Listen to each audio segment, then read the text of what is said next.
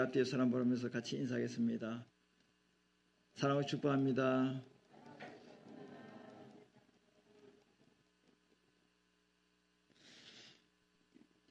날씨가 많이 덥지요?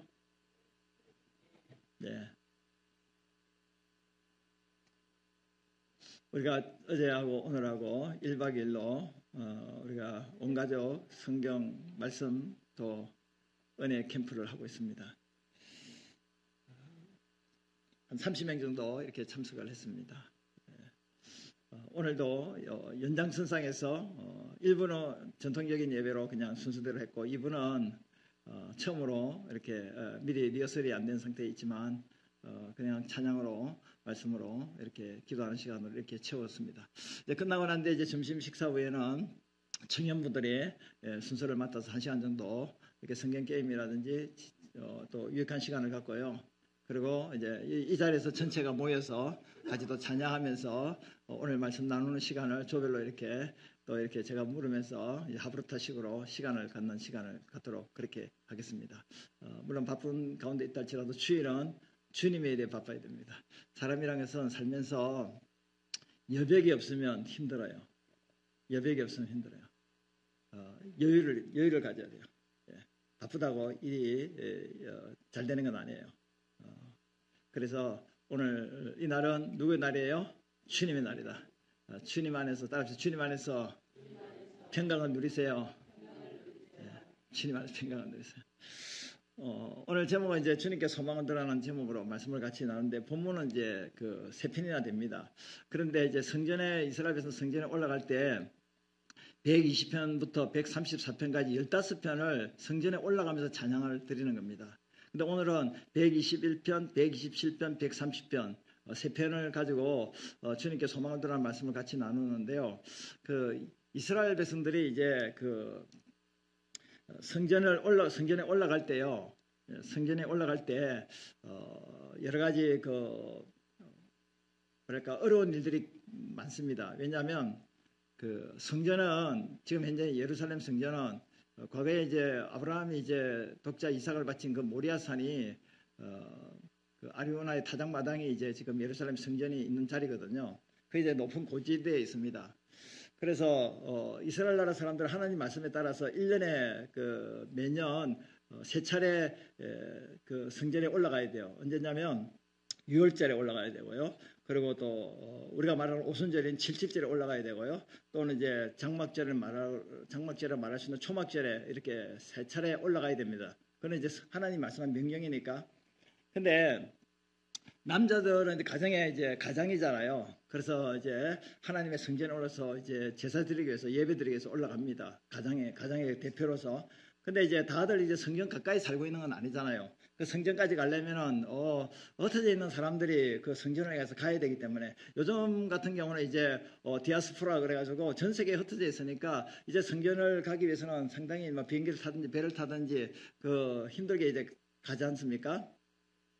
그래서 이제 우리도 이제 우리 성도들 중에서도 이제 버킷리스트 중에 하나가 이제 내가 살았을 동안에 성지순례를 한번 가야 되겠다. 이제 그런 어떤 꿈을 갖고 있는 분도 있을 겁니다. 어쨌든 간에 이제 그 고대 그 이스라엘 그때는 그 1년에 세 차례 이제 남자들이 절기에 이제 성전에 올라가게 되는데 성경에 보면 이제 혼자 올라가는 경우도 있지만 이제 가족들과 같이 올라가는 경우도 있어요. 그러니까 자녀들까지 같이. 그리고 꼭 이제 1년에 세 차례 절기 때만 올라가는 것이 아니라 하나님 앞에 내가 기도하고 싶다. 또 수시로 이제 예배를 드리려고 하면 언제든지 올라가서 성전에서 하나님을 경배하고 예배하고 찬양하고 할 수 있습니다. 그런데 이 성전에 올라가는 그 노래 세 편을 같이 이제 말씀을 나누기를 원하는데 이 성전에 올라갈 때 어떤 노래를 불렀느냐? 그것이 중요한 거예요. 저와 여러분들은 우리 인생이요 성전에 올라가고 있어요. 성전에 올라간다는 말은 우리의 궁극적인 성전은 하늘나라예요. 하늘나라. 우리는 주님을 예배하고 찬양하면서 하늘나라로 가는 그 인생길을 걸어가고 있다는 거예요. 그런 영적인 차원에서 이 말씀을 들으면 도움이 될 텐데요. 성전에 올라가는 첫 번째 노래는요. 주님께서 성전에 올라가는 그 과정을 주님께서 지켜준다. 근데 지켜주신 주님이 어떤 분이냐면 창조주가 되신다는 거예요. 그래서 오늘 시편 121편에 보면 이제 이 시인이 이제 그 성전에 올라갈 때 성전에 올라가는데 예루살렘 그 산은 가장 높은 고지대에 있잖아요. 올라가다 보면 유대 광야를 거쳐야 되는데 거기는 많은 언덕들이 있습니다. 많은 언덕들이 있어요. 산은 내가 산을 향하여 누려 산이라는 것은 여기 산들이에요. 어떤 사람이 야산들이에요. 봉우리가 낮은 야산들. 산봉우리들이 많다는 거예요. 내가 성전에 올라가면서 여러 광야지를 가는데 여러 언덕들이 많아요. 그거 쳐다본다는 겁니다. 야, 그러면서 누가 나에게 도움을 줄까? 누가 나에게 도움을 줄까? 나의 도움이 어디서 올까? 그런데 2절에 보니까 나의 도움은 누구에서부터 온다고요? 천지를 지으신 창조주 하나님으로부터 나의 도움이 온다. 그러면서 여호와께서 너를 실족하지 아니하게 하시며 실족. 그러니까 이제 광야길을 걸어가다 보면 실족할 일이 생겨요. 미끄러진다는 거, 넘어진다는 겁니다. 그러잖아요. 광야니까 발을 잘못 디디면 낭떠러지에 굴러 떨어질 수가 있어요. 근데 누가 우리의 발을 미끄러지지 않도록 붙들어 주신다고요? 여호와께서. 그런데 그 여호와는요, 너를 지키시는 이가 졸지 아니하시로다. 이스라엘 지키시는 졸지도 아니하시고 주무시지도 아니하더라. 하나님은 지금도 졸거나 주무시지 않고 우리를 지금 보고 계세요. 우리를 지금 보고 계세요. 그 하나님이 깜빡 졸면 안 되잖아요. 깜빡. 저도 이제 1부 예배 끝나고 이제 2부 예배 시간에 이제 올라가서 이제 좀 쉬면서 잠깐 10분이라도 잠깐 쉬면서 기도하면서 2부 예배 기도하면서 있다가 보니까 깜빡했어요. 그래 우리 장로님이 목사님한테 깜짝 놀랐어. 야, 큰일 났다. 예배 시간이 지났나 벌써. 깜빡했어요. 깜빡할 때가 있거든요. 예. 존다는 거죠. 깜빡. 운전할 때도 깜빡하고. 예. 저도 이제 운전을 하다 보면 이제 옆에 보니까 어떤 트럭이 운전하고 있는데 아저씨가 운전대를 잡고 그냥 입 벌리고 이제 졸면서 운전하고 있더라고요. 그 앞에 이제 터널이 막 100m면 터널을 통과하게 되는데 터널 앞에서 지나가면서 또 저는 이제 지나가면서 내 일만 해야 되는데 왜 그렇게 이 헌병대 출신이라 해서 경비병 출신이라 그런지 사방팔방을 다 이렇게 경비하듯이 다 쳐다봐요. 이렇게 다 쳐다봐요. 예. 지금 내 위치가 어디 있는지, 지금 내 주변에 차가 있는지, 사람인지, 뭐가 있는지 다 한번 이렇게 보면서 저를 점검하거든요.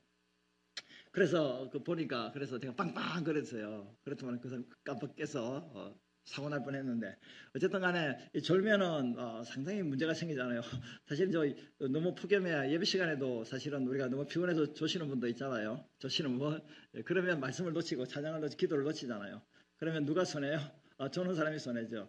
결국에는 집중하지 않고 졸게 되면 우리가 하는 일도 제대로 할 수가 없습니다. 졸다가 사고 나는 경우가 엄청나게 운전뿐만 아니라 우리가 야간 작업을 하다가 잔업을 하다가 또 졸다가 굉장히 많은 사고를 당하는 것을 보게 됩니다. 그래서 쉬었다 가세요. 이제 그런 쉼터도 있는데, 근데 우리 하나님은 깜빡 졸 수가 없어요. 만약에 하나님 인생이 아니시기 때문에 조는 것은 없어요. 영이시기 때문에 주무신 거 형상도 없습니다. 그런데 인간적인 표현으로서 하나님이 졸지 주무시도 않는데 만약에 하나님이 꼼빡하고 졸으시면 어떻게 될까요?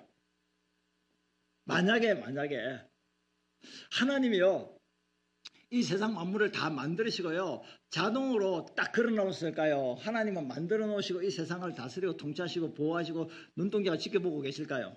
자동으로 걸어 놨을까요? 일단 한참 생각해야 되죠. 네. 하나님은요 이 세상을 만드시고 난 뒤에 자동으로 걸어 놓으신 게 아니에요. 여전히 우리가 볼 때는 자동으로 지구가 돌아가고 달이 돌아가고 우주가 돌아가고 일상이 막 돌아가는 것 같이 보이지만요. 하나님은 그 하나하나를요. 다 매일매일 수고하세요. 쉽게 말하면. 매일매일 점검하고 매일매일 하나님의 손길이 닿지 않은 곳이 없어요.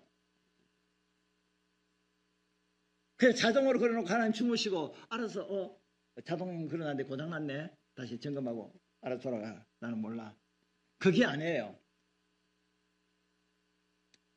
하나님이 만약에 졸고 주무신다면요. 이 세상은요. 어떻게 되겠습니까? 이 세상이 어디로 가겠습니까? 내 인생이 어떻게 되겠습니까? 파산입니다. 아니 성경에 보니까 하나님은 우리 뭐까지 세신다고요? 머리털 하나님이 할 일이 없으면 머리털 세신다고 그럴까요? 할 일이 없으면 머리털 세세요? 참새 한 마리가 떨어지는 것, 참새 두 마리가 한 아사리온에 팔리는 것, 누구 허락 없으면 그 일이 이루어지지 않는다고요? 하나님이 허락하지 않으면 일이 이루어지지 않는다는 거예요. 그만큼 하나님은요, 우리가 디테일이라는 말을 많이 쓰잖아요. 디테일하다. 아, 저 사람 너무 디테일하다. 너무 그냥 세심하고 그렇다. 그냥 뭐 일을 뭐 대충대충 하면 되지. 뭘 그렇게 꼼꼼하게 디테일하게 그렇게 세부적으로 이렇게 무슨 자기가 뭐 과학자인가 뭐 현미경 보듯이 뭐 이렇게. 근데요, 나쁜 의미의 디테일이 아니고 하나님은요, 정말 너무 세심하는 분이에요. 제가 이제 성경을 보면서요, 깜짝 놀라는 것들이 뭐냐면요, 이스라엘 나라가 이제 가나안 땅을 점령하잖아요. 근데요, 점령할 때도요, 한꺼번에 점령하지 마라. 도시를 한꺼번에 멸망시키지 마라. 그렇게 말씀하세요. 야, 어떻게 그렇게 자상하시게 일일이 어떻게 전쟁할 때도요, 이제 다 세심하게 다 우리 하나님은 만물의 여호와잖아요. 전략가잖아요. 세심하게 다 이야기를 해요. 그래서 가나안 땅 점령할 때도 왜 한꺼번에 도시를 멸망시키지 말라면, 만약에 도시를 한꺼번에 멸망시키면요, 어떻게 되냐면 거기는 늑대, 이리떼, 하여튼 그런 사나운 짐승들이 막 사람이 다 죽어버려 없으니까, 그러면 너희들이 짐승 때 상할 수가 있다. 그래서 조금씩 점령해 가라. 그렇게까지 하나님이 정말로 자상하신 분이에요. 근데 이제 사람들은 이제 구약 성경을 보면 하나님 무서운 하나님이다, 두려운 하나님이다. 그래서 죄지면 막 바로 박살이다, 막 바로 막 하나님 심판해서 막 그런다, 무섭다 하나님. 그런데요, 하나님을 깊이 하나님을 만나게 되면요, 정말로 하나님 같은 분이 없어요. 그래서 막 힘들고 지치고 피곤하고 그러면요, 누구 품에 이렇게 기대고 싶을까요? 친정엄마 품에 기대고 싶을까요? 네? 속상하면 친정엄마도 친정엄마 나름이겠지만, 예? 정말로 하나님이 그러신 분이에요. 그러니까 하나님은요, 하나님의 눈동자는요, 누구에게 집중되어 있는 줄 아세요? 나에게 집중. 답을 가르치니까 대답하셔야 됩니다. 하나님의 눈동자는 지금도 누구에게 집중되어 있습니까? 하나님의 귀는 누구에게 지금 집중돼서 우리의 작은 신음소리를 듣기를 원하실까요? 나에게. 내가 지금 무슨 생각을, 무슨 마음을 하고 무슨 행동을 하고 어떤 처지와 형편에 놓여 있는지 하나님은 다 보고 계세요. 벌 주시려고? 심판하시려고요? 혼내주시려고? 아니에요. 도와주시려고. 지켜주시려고. 사람이요, 생각 한번 딱 이렇게 채널만 딱 돌리면 7번 타가다 9번 TV 채널 돌리세요. 채널만 딱 잘못 돌리면 완전 딴 세상이 전개되잖아요. 그잖아요. 그래서 우리의 생각도 하나님이 다 보고 계시고, 요 생각이 어떻게 움직이는지, 요거 주파수가 채널이 어디로 가는지 다 보고 계신다니까. 이 관제탑에서 비행기가 이제 이륙할 때도 있고 착륙할 때가 있는데, 그 관제탑에서 다 컨트롤 하잖아요. 비행기가 수천 대, 수만 대가 막 하늘에 막 날아다니고 있는데, 관제탑에서 야, 1번 비행기, 2번 비행기 어디로 지금 지금 계속 한 바퀴 돌아야 돼. 지금 착륙해야 돼. 지금 착륙하면 안 돼. 군용기 지금 뜨면 안 돼. 근데 군용기가 막 떠가지고 막 미국에서 막 군용기가 떠고 막 민간 여객기 떠가지고 막 그냥 충돌해가지고 사고 날 뻔하기도 하고 사고 난 적도 있잖아요. 그거는 왜냐면 컨트롤 타워에서 이게 컨트롤을 잘 못하고 그렇기 때문에 그 사고가 나거든요. 그 자동으로 걸어난다고 되는 게 아니에요. 다 우리 인생이 하나님이 졸지도 않고 지키시고 지금도 졸지 않고 지키고 계세요. 할렐루야. 그 말은 뭐냐면 그만큼 하나님 우리를 사랑하신다는 거예요. 창조하신 하나님. 창조했으면 책임을 져야 되잖아요. 우리를 만드시다면 책임을 져야 되잖아요. 그렇다고 내 인생이 엉망진창하고 당신 책임이야, 당신이 이렇게 만들어서 그렇게 삿대질하면 안 되고, 하나님이 그만큼 우리에게 애착을 갖고 계신다. 그래서 하나님에게 왜 소망을 두었느냐는 말씀의 첫 번째를 말씀을 듣는 가운데 있는데, 그분은 우리를 지키신 분이기 때문에. 그리고 우리의 그늘과 보호자가 되시는데 5절에 보면 5절에 보면 여호와는 너를 지키시느시라. 여호와께서 내 오른쪽에 내 그늘이 되신다. 낮에 해가 너를 상하게 하지 아니하면 낮에 밤에 달도 너를 해치지 않는다. 근데 이스라엘은요, 지금 이제 순례자가 이제 성전에 올라가는 거잖아요. 광야를 지나서 성전에 올라가는데 거기 수많은 그 올라가는 순례길에 뭐 그 도적도 있고 뭐 또 잘못하다 보면 발이 미끄러져서 또 언덕으로 떨어질 수도 있고 거기다가 이제 기후적으로는 이제 강력한 태양빛이 비치거든요. 광야니까. 그러니까 너무 뜨겁잖아요. 낮에는 엄청 뜨거워요. 또 밤에는 엄청 또 추워요. 광야가.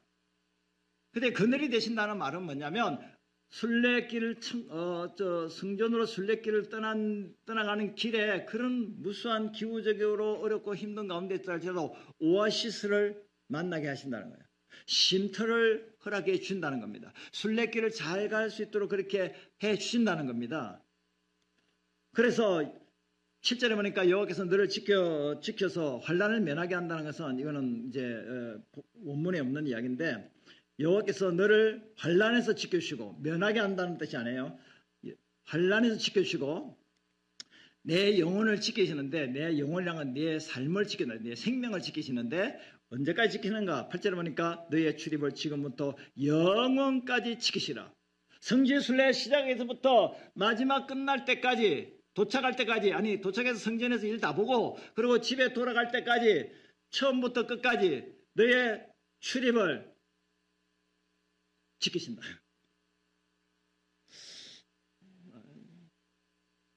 저도 유대 강단을 잠깐 체험을 했지만은요, 1시간 반, 2시간 정도 체험을 했지만, 유대 광야를 지내야지 이제 예루살렘 성에 이제 도착을 하거든요. 저와 여러분들이요, 인생이요, 광야입니다. 우리가 지금 우리 인생이 뭐라고요?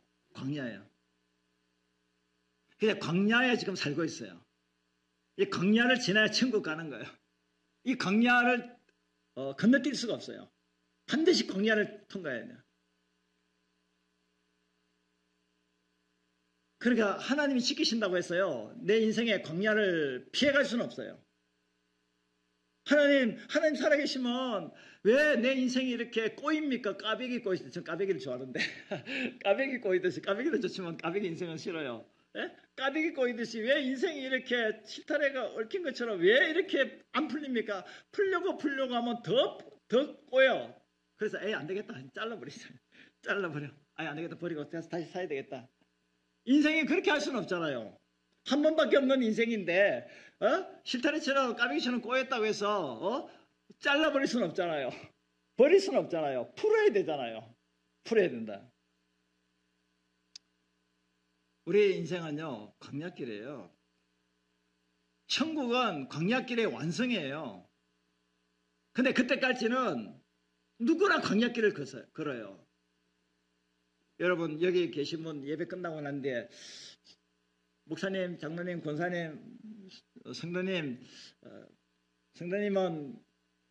꽃길만 걷고 계시죠. 성도님의 인생은 다 천국에서 사는 그 에덴 동산의 삶을 살고 계시죠. 가시 길은 없으시죠. 꽃밭에서 그렇게 천국까지 새 에덴 동산에서 그렇게 사시죠. 라고 말한다면, 그래, 나는, 맨날 파라다이스, 유토피아 같은 그런, 세상에서 나는 너무 천국이야. 나는 아무 문제가 없어. 너무 좋아. 할렐루야. 그렇게 사는 사람이 있을까요? 난 정말 힘들어. 나 어려워. 나 정말 기도 제목이 많아. 전자예요, 후자예요? 전자가 뭔지 후자가 뭔지 모르겠습니까? 전자는 잘 나간다는 거고 후자는 어려움이 있다는 거예요. 크고 작은 어려움. 크고 작은 어려움이 있어요, 없어요? 그게 당연한 거예요, 이상한 거예요? 당연하다고 말하기 싫지. 왜? 힘드니까. 안 당연해야 되는데 당연하다니까. 그건 싫어. 아무리 광야길이라도 나는 광야길을 걷더라도 나는 오아시스면 좋겠어. 난 광야길이라도 꽃밭으로 그냥 이렇게 다 걸어가면 좋겠어. 발도 미끄러지지 않고 실족하지도 않고 강도 때도 만나지 않고 햇볕도 쨍쨍 내려져가지고 뜨거워 그러지도 않고 폭염이 너무 싫어. 그리고 이렇게 겨울에는 따뜻하게 해서 지나면 좋겠고 여름엔 또 시원하게 좀 시원합니까? 시원하게 이렇게.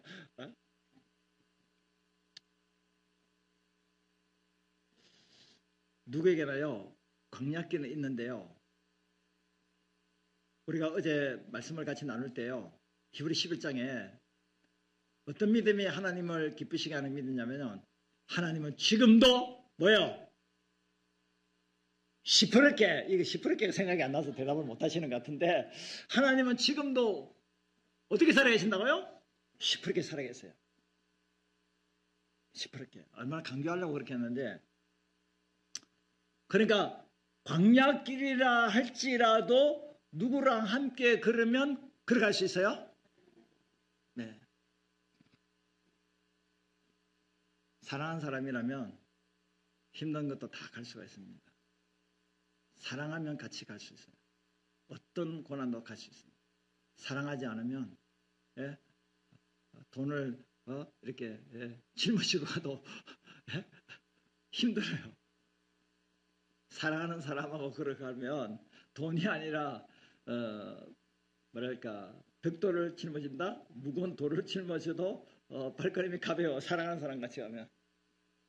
근데 사랑하지 않은 사람하고 가면은 아마 맛있는 거 뭐 엄청나게 많이 돈 아니라 보석을 짊어지고 가도 괴로운 거예요. 그러니까 인생의 광야길이랄지라도 누가 우리를 지켜준다고요? 하나님이 지켜준다. 하지만 인생의 광야길을 만나잖아요. 그건 이상한 거 아니에요. 광야길을 만나면 고린도서 10장 13절에 보니까 오직 하나님은 미쁘사 신실하사 너희가 감당하지 못할 시험당함을 허락하지 아니하시고 시험당할 점에 어떤 길을 내십니까? 피할 길을 내사 너희를 능히 어떻게 하신다고요? 감당하게 하신다. 지키신다는 것은 위험에서 보호하신다는 건데, 위험을 안 당한다, 어려움을 안 당한다, 시련을 안 당한다, 마귀의 유혹을 받지 않는다, 내가 또 혹시 실수해서 넘어지고 그런 일이 일어나지 않는다라는 말씀이 아니라, 일어난다 할지라도 그 어려움을 감당할 수 있는 힘을 주신다. 피할 길도 주신다는 거예요. 그리고 야고보서 1장 2절부터 4절에 보면 내 형제들아 너희가 여러 가지 시련을 당하거든 온전히 기쁘게 여기라. 이는 너희의 믿음의 시련이 인내를 만들어내는 줄 너희가 알미라. 인내를 온전히 이루라. 이는 너희를 온전하고 구비하여 조금도 부족함이 없게 하려 하심이라. 결국에는 시련과 고통과 어려움을 통해서 참고 견디게 하는 그 믿음을 갖게 하시고, 결국에는 우리를 하여금 성숙한 믿음의 사람이 되게 하기 위해서 인생 광야라는 것을 허락해 주셨다는 거예요. 사실요, 사람이요 어려움을 겪으면서 크는 거예요. 아픔에서 자라난다 그러잖아요, 아이들이. 근데 사람은요, 어려움을 안 겪으면요, 성장이 없어요. 고통 속에서 진주가 탄생하는 거예요. 보석이 만들어지는 거거든요. 그래서 젊었을 때 뭐 해야 된다고요? 고생해야 된다 그러잖아요. 늙어서는 고생하면 안 되지, 이제. 젊었을 때 고생해야 늙었을 때 편하다 이 말이겠죠. 늙었을까지 고생하면 언제 내가 인생을 또 편하게 살 날이 어디 있겠어. 젊었을 때 고생하고 힘들어도 나이 들었을 때는 그때는 이제 편안하게 했는데, 어쨌든 간에 그런 것보다는 우리가 이 광야를 지난다 할지라도 우리 주님이 함께 해주셔서 피할 길도 주시고 감당하게 하시고 그 고난의 학교에서 광야의 훈련을 통하여 내 믿음을 성장시키도록 하신다는 거예요. 그래서 저는 이제 여기 순례자의 노래가 있는데요. 이 3절까지 있는데 3절이 조금 본문에 도움이 돼서 제가 가져왔습니다. 아득한 나의 갈 길 다가고 저 동산에서 편히 쉴 때, 이 인생 가는 길이 70년대 80년대 긴 인생길을 할지라도 저 하나님의 동산에서 편히 쉴 때, 이 말이에요. 내 고생하는 모든 일들을 누가 아신다고요? 주께서 아시리. 빈들이나 사막에서 이 몸이 어때요? 고날지라도 오 내 주 예수 날 사랑하사 늘 항상 지켜주시리. 할렐루야. 주님이 지켜주세요. 보호해주세요. 감당케 하세요. 그래서 누구에게 소망을 둬야 된다고요? 주님께 소망을 둬야 된다 하는 거예요. 두 번째는 주님 없는 우리의 수고는 헛됩니다. 주님이 우리의 삶을 주권적으로 다스리고 통치해 주시는데 오늘 말씀해 보니까 시편 127편 1절에 여호와께서 집을 세우지 않으면 세우는 자의 수고가 어때요? 헛되다. 여호와께서 성을 지키지 아니하시면 파수꾼에 깨어있음이 헛되다. 너희가 일찍 일어나고 늦게 누우며 수고의 떡을 먹음이 어때요? 헛되다. 그러므로 여호와께서 그의 사랑하는 자에게 뭘 줘요? 잠을 주시는도다. 집을 세우거나 성을 지키는 거, 또 아침부터 저녁까지 열심히 노동하는 거, 일하는 거 다 중요한 거예요. 열심히 집을 세워야 됩니다. 열심히 성을 지켜야 됩니다. 최선을 다해서 열심히 일하고 또 일하고 열심히 일해야 됩니다.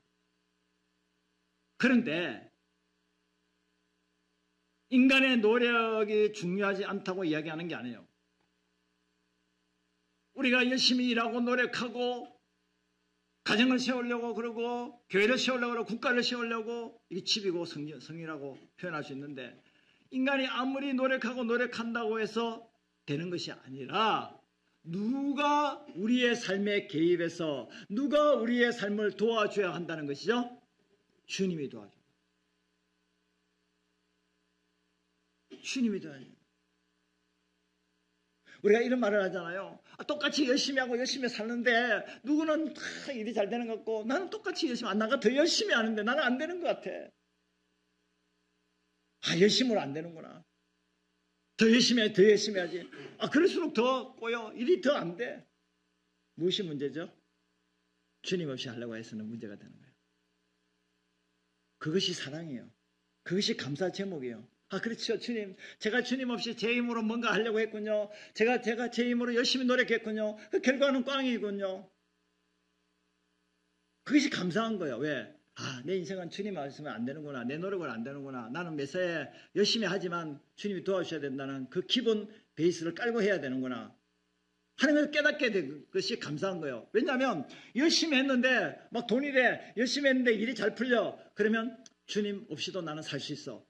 그것이 저주가 되는 거예요. 저주가 되는 거예요. 물론 열심히 했는데 잘 돼. 더 잘 돼. 더 감사하는 거지. 왜? 주님으로 하니까. 할렐루야. 주님으로 하니까. 주님으로 하는 거는요. 다 성공이에요. 실패도 성공이에요.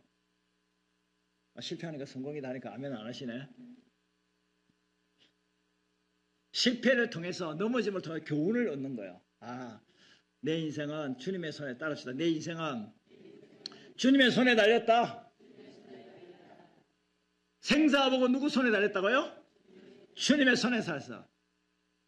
내 손에 달린 게 아니에요. 여러분 열심히 살아야 돼요. 열심히 일했어야 돼요. 공부하세요. 그런데 주님을 놓치지 마세요. 그리고 자녀는 누가 주신 축복이라고요? 주님이 주신 축복이에요. 난 자녀가 없는데 나 축복 못 받았네. 그렇게 생각할 수 있는데요. 또 안 주시는 이유가 있겠지요. 우리 자녀를 낳지 못하신 분 이렇게 입양이라도 했으면 좋겠다 했는데 그것도 입양도 또 쉽지가 않은가 봐요. 내 몸에서 난 자녀만 자녀로 이렇게 생각하고 남의 자녀는 입양한다는 것도 참 그것도 아무나 하는 일이 아닌 것 같아요. 어쨌든 출산도 복이거든요. 자녀가 복이다. 자녀가 복이다. 근데 이제 여기 성경에 보니까 기업과 상급에 보라 자식들은 여호와의 기업이요 태의 열매는 그의 상급이로다. 이 말은 한마디로 말하면 이스라엘 백성들이 가나안 땅을 기업으로 주셨잖아요. 유산으로 자산으로 주셨잖아요. 마치 자식이 바로 하나님이 주신 선물이라는 거예요. 별로 아멘 안 하네. 진짜 자식 때문에 지금 힘들어 죽겠는데 왜 낳았어? 자식도 엄마 아빠 왜 날 낳았어? 결혼하니까 자동으로 낳은가? 왜 날 낳은 거야? 왜 날 낳았으세요? 책임도 안 질 것 같으면 책임이란 말은 뭐냐면 돈 주면 돈 달라면 돈 주고 뭐 해달라면 다 해줘야 되는데 하나라도 10가지 중에 하나라도 안 해주면 왜 날 낳으셔? 그러고 9가지 해준대요. 9가지. 근데 그 한 가지 안 해줬다고 왜 날 낳으셨냐고 자식들도 입이 툭 펴놓고. 또 부모는 자녀들이 제대로 말 안 듣고 이렇게 하면은 또 왜 자식을 낳아가지고 이 고생이야. 차라리 부부만 살걸. 결혼 안 하고 자식 안 하고 또 결혼 안 하고 혼자 살걸. 또 결혼 안 하고 자식 안 낳고 살걸. 아이고 애물단지다. 근데 여러분 그렇게 생각하면 안 되고요. 돌이켜야 됩니다. 자녀를 누가 주신 선물이라고요? 하나님 주신 선물이에요. 그러면 자녀가 내 거예요? 하나님 거예요? 하나님 거라는 사실. 상급이라니까요. 그런데 이 자녀가요, 사실은 뭔가 젊었을 때 낳은 자식은 장사, 용사의 손에 있는 화살과 같다. 이것이, 이 화살이 그 젊은 자가 그 자식은 뭐와 같냐 비교할 때 그 화살 같은데, 그 화살이 전통에 가득한 자식이 그 화살과 같은데, 화살이 많으면, 자식이 많으면 화살통에 가득한 자가 복이 있다. 이유가 뭐냐? 그들이 성문에서는 이제 그 재판을 열려주는 곳이 성문이에요. 재판 장소가 성문인데, 거기서 원수들과 재판하면서 담판할 때 자식이 많으면 수치를 당하지 아니하리로다. 그렇게. 그러니까 이제 성문 앞에서 재판을 하게 되는데, 나는 자식이 하나도 없어. 근데 연로하고 힘 없어. 그런데 부당하게 재판을 받게 되었어요. 억울하게. 대변해 줄 사람이 없고 힘이 될 사람이 없다는 거예요. 근데 자식이 있어. 그럼 자식이 힘이 돼준다는 거예요. 재판에서 이길 수 있도록 도와준다는 거예요. 원수를 물리칠 수도 도와준다는 거예요. 그 부모가 또 연로하고 힘이 없고 그러면 자녀들이 십시일반 모아가지고 용돈이라도 주든지 어떻게 뭐 여행을 보내주든지 자식들의 힘이 돼서 부모를 공양하고 도와줄 수 있는 그런 힘이 된다는 거예요. 그러니까 자녀가 많은 게 복이에요. 자녀가 많은 게 복. 제가 이제 D6를 하는 입장에서 결혼하면 최소한 3명은 낳아라, 5명은 낳아라 그런데 우리 애도 벌써 실천을 아직 못하고 내 자신도 실천을 못했지만 어쨌든 간에 이제 2명 낳고 키우는 것도 막 힘든데 이것도 남자로서 또 남편으로서 말은 할 수 있지만 여자 입장에서는 참 힘든 부분도 되는데, 그것도 뭐 내가 낳고 싶다고 낳는 건 아니지만 어쨌든 간에 뭐 하나님 주신 선물이라는 사실을 꼭 기억하시고 삼천포로 안 빠지기를 바라고, 제가 제대로 가야 되는데 여기서 스탑하고, 일단은 한 명이든 2명인데 그 자녀는 내 자녀가 아니고 주님이 주신 뭐예요? 축복이다, 선물이다, 상급이다. 그런데 그 자녀가 어디에 가득해야 된다고요? 전통에 가득해야 된다. 근데 그 전통이 화살이 전통에 꽂아 있어야 되는데 그 전통이 빵꾸가 나면 어떻게 돼? 그러면 화살이 다 쏟아져 나오잖아요. 그러니까 하나님이 주신 자녀를 어떻게 양육해야지 전사의 수중에 들려진 화살이 될 수 있는가? 전통에 가득한 화살이 되는가? 전통에 화살이 가득해야 되지. 전사가 전쟁하는데 무기가 화살이잖아요. 근데 거기 구멍이 나버리면 화살이 다 쇠버리고 화살이 하나도 없으면 전쟁에서 무기가 다 떨어졌으니까 싸워서 이길 수 없잖아요. 그러니까 이 자녀를, 하나님 주신 선물을 헛되이 주님 없이는 자녀도 낳지 못할 뿐만 아니라 자녀가 낳는다 할지라도 주님 없이는 자녀를 전통에 가득한 자녀로 제대로 세울 수가 없다는 사실이에요. 자녀 양육도 누가 해주셔야지 헛되지 않는다고요? 주님이 해주셔야 돼요. 그래서 자녀를 위해서요, 기도 많이 하셔야 돼요. 정말 많이 하셔야 돼요. 기도 많이 하면요, 자녀가 주께로 돌아와요. 변화돼요. 새로워져요. 뭐만 했는데 그렇게 된다고요? 잔소리 했는데 돼요? 책망했는데 돼요? 뭐만 했는데 돼요? 기도만 했는데 누가 내 자녀를 예수 믿게 구원받게 하고 새 사람으로 돌아오게 하셨죠? 하나님이 하신 거예요. 그렇다고 부모가 아무것도 하지 마라, 그 말은 아니에요. 전도도 하지 말고 양육도 하지 말고 아무것도 안 해도 하나님이 다 알아서 한다, 그게 아니고, 내가 열심히 전도도 하고 자녀를 바르게 세우려고 하지만 결국에는 자녀로 세워지려고 하면 누가 역사하셔야 된다고요? 하나님이 하셔야 된다. 인생의 모든 것에 하나님이 개입하고 역사하지 않으면 되는 일이 없다. 그래서 자녀에 대한 이야기를 조금 하고요. 자녀를 주시는 것은 신앙을 전수하게 주셨는데요. 창세기 22장에 보면은 하나님이 이제 그 독자 이삭을 모리아산에서 이제 아브라함이 바칠 때 네가 이제 나를 경외하구나 하면서 하나님이 축복하면서 아브라함이 축복한 내용인데요. 내가 네게 큰 복을 주고 절대적으로 반드시 복을 주겠다는데, 그 복이 뭐냐면 네 씨가 크게 번성하여 하늘의 별과 같고 바닷가의 모래와 같게 한다. 그리고 네 씨가 그 대적의 성을 차지하리라. 또 네 씨로 말미암아 천하 만민이 복받게 한다. 이유가 뭐냐? 이는 네가 내 말을 순종하기 때문이다.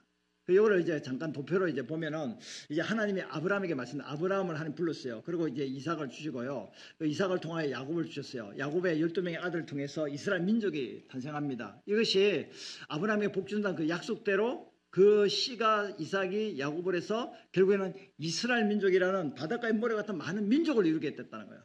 그리고 그 대적의 씨가 그 씨가 대적의 성문을 얻는다는 건 가나안 땅을 정복한다는 사실이에요. 그리고 그 이스라엘 민족을 통하여 누가 탄생하냐면 예수 그리스도 오시는 거예요. 왜? 내 씨로 말미암아 만민이 복을 받도록 하기 위해서. 복을 받도록. 그래서 우리의 자녀들을 하나님 선물로 주셨잖아요. 그 선물로 준 자녀들을 우리가 어떻게 이제 잘 신앙으로 양육해서 그 자녀들을 통해서 신앙이 전수될 뿐만 아니라 그 자녀들을 통하여 자자손손 하나님의 축복과 더불어서 열방의 만민에게 복의 근원이 되는 아브라함처럼 될 수 있는 자녀로 양육하는 것이 부모의 책임이라는 거예요. 할렐루야. 그냥 내 자녀 하나만 잘 키워서 내 자녀가 잘 먹고 잘 살고 행복하게 신앙생활 잘하는 걸로 끝나는 것이 아니라 그 자녀를 통해서 하나님의 뜻을 이루게 한다는 거예요.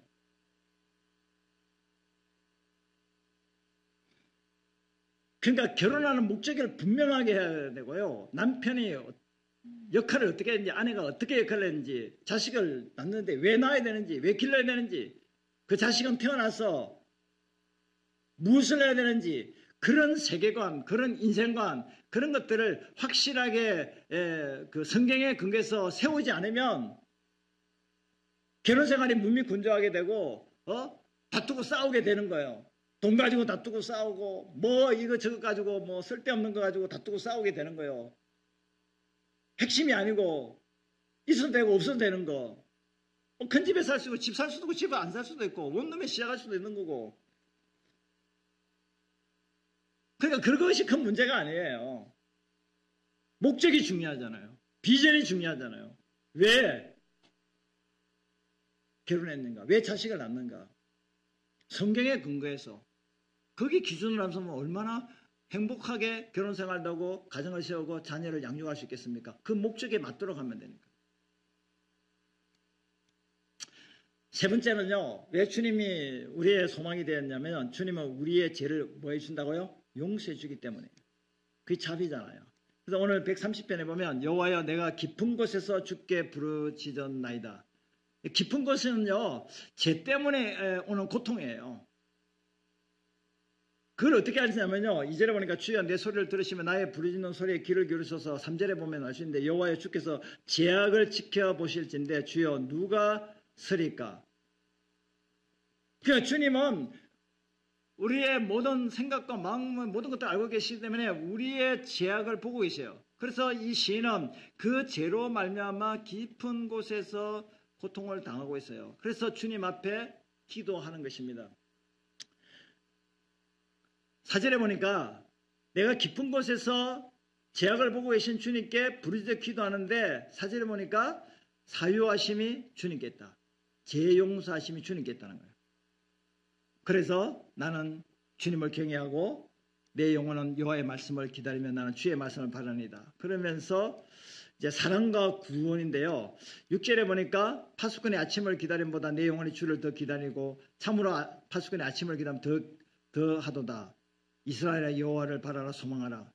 파수꾼이 아침을 기다리는 것처럼 내가 지금 죄악으로 너무 힘들고 고통 중에 있는데 주님 나의 죄를 사하여 주세요. 여러분 죄책감에 눌려 살면요 그게 가장 괴로워요. 마치요 큰 그 새 뭉치를요 마치 이제 그 범죄한 자들 그 이제 발목에 이제 그 뭐 이제 붙이는 거 있잖아요.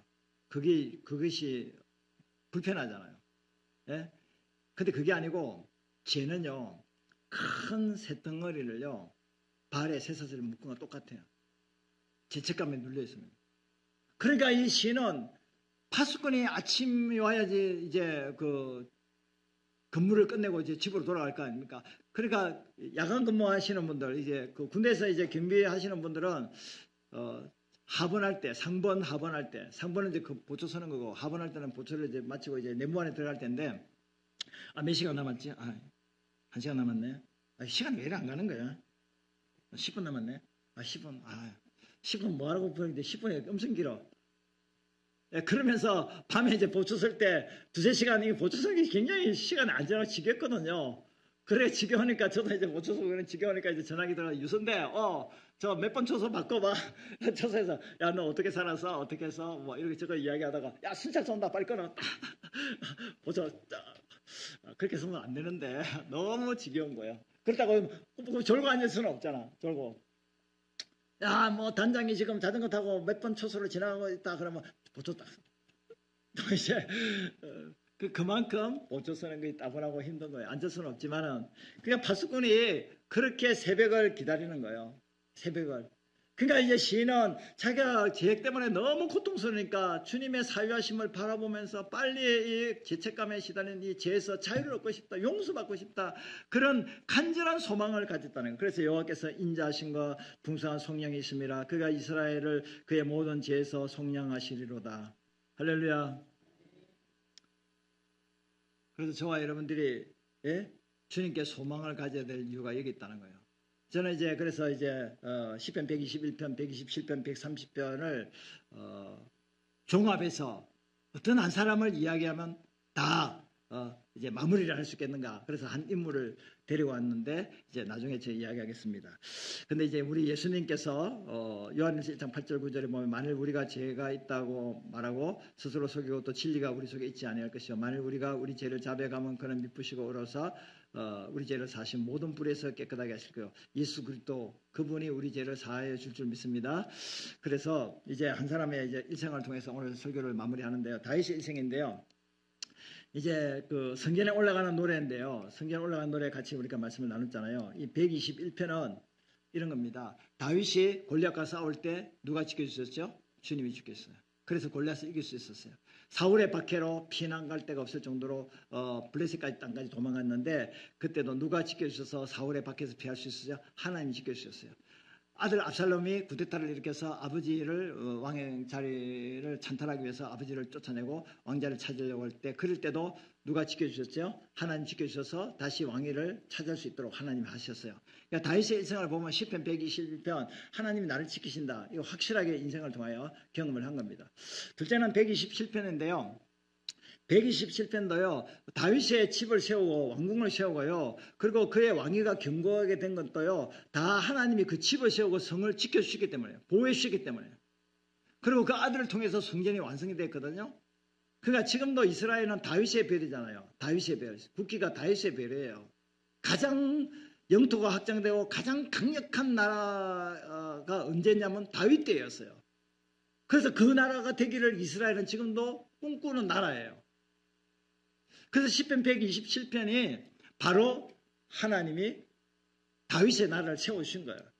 그리고 마지막 130편은 다윗이 그렇게 훌륭한 왕이고 하나님 마음에 합한 사람이었지만 여전히 바세바 사건을 통하여 간음도 하고 살인죄를 짓는 그런 죄를 범하였습니다. 그래서 죄책감에 굉장히 눌려서 구원의 기쁨도 즐거움도 잃어버렸지만 회개할 때 침상을 적시면서 침상을 띄울 정도로 눈물로 회개할 때 하나님 용서를 받고 두 번 다시는 그 이후로는 죄를 짓는 일이 없었고 노년에 정말 아름다운 처녀를 따뜻하게 품에 안고 그렇게 노년을 지내려 했지만 아비사하고 같이 자지도 않은 그렇게 정결하게 그렇게 일생을 마무리하는 다윗의 모습이었습니다. 이와 같이 우리가 한 사람 다윗의 생에 일어나는 모든 이 내용이 우리의 삶에도 지금도 주님이 그렇게 역사하고 있다는 사실을 믿으시기 바랍니다.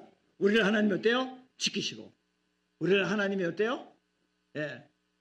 생사복을 주관하시고 그리고 우리가 잘못이 있을지라도 예수 십자가에 보일 필요 어때요? 용서하시는 분. 그래서 결론은요. 우리는 누구에게 소망을 둬야 돼요? 주님께 소망을 둬야 돼요. 왜? 이유가 뭡니까? 주님은 우리 인생길의 어려움과 위험에도 지켜주십니다. 우리의 생사복을 주관하십니다. 우리의 죄를 용서하십니다.